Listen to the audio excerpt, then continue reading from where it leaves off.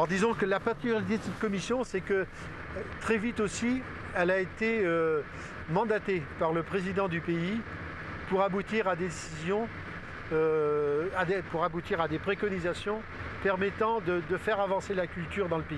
Donc je crois que c'est la chance qu'on a eue, c'est que d'emblée on nous a demandé de proposer quelque chose. Et ça a été une source de motivation un peu plus forte. Et là, nous avons lancé appel à personnes intéressées pour réfléchir à cette notion de culture et identité sur le territoire.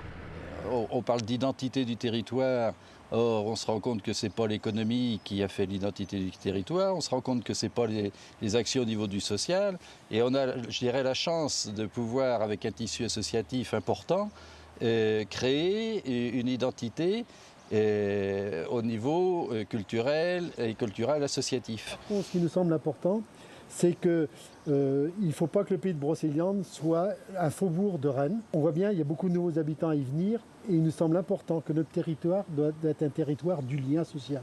C'est un territoire où on se rencontre, où on communique ensemble et la culture peut être le support de ça. Ce qu'on a préconisé, ce sont des choses très concrètes. Tout d'abord, un agenda au niveau du pays qui pourrait recenser toutes les manifestations culturelles qui ont lieu. Et quand on parle d'agenda, il faudra qu'on arrive, in fine, à ce que les gens se retrouvent avant d'avoir programmé.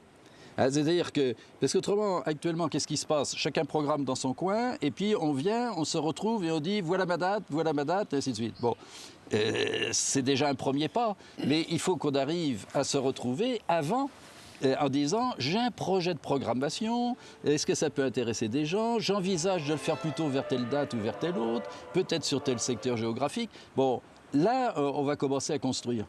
Une deuxième chose, c'est un répertoire des compétences, parce que là aussi, on ignore un petit peu qui est capable de faire quoi, et parfois on va chercher loin des gens, alors qu'il y en a sur le pays qui sont capables de réaliser telle ou telle chose. Et puis, bon, il y a l'autre aspect, et Gérard en parlait un petit peu, en disant il y a aussi des besoins, et même des besoins matériels, et donc une banque de mutualisation de matériel serait certainement une chose qui rendrait service à l'ensemble des associations et donc de la vie culturelle, quoi.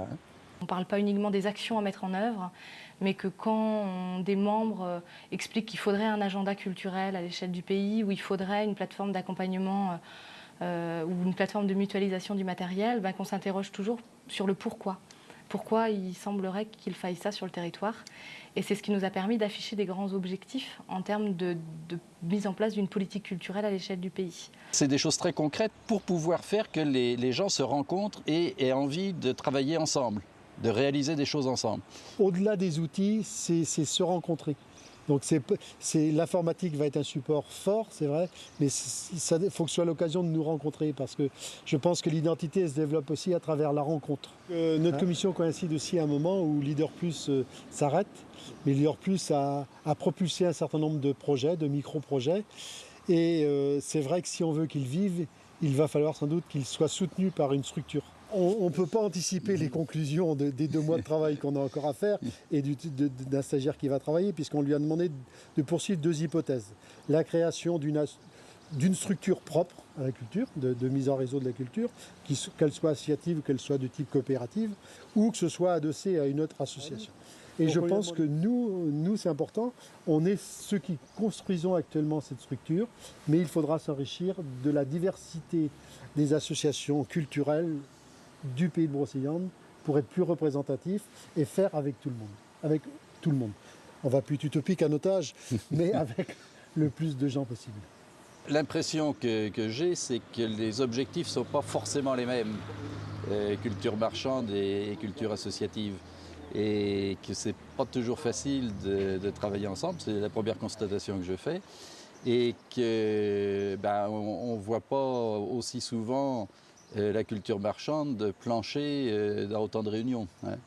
D'accord? Parce que comme c'est très long, eux c'est la rentabilité, il faut que ça soit efficace rapidement. Hein. Juste un bémol, comme le conseil de développement est basé sur le volontariat, en termes de représentativité, il y aurait sûrement des choses à inventer. On comprend bien que s'il y a davantage d'acteurs, par exemple tourisme et patrimoine dans une commission, on va davantage parler de tourisme et de patrimoine que de culture, d'art vivant, etc.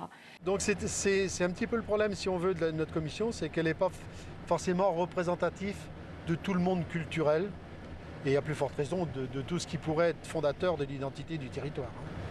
Donc il y a encore du travail à ce niveau, au niveau de l'identité du territoire, au niveau de la culture.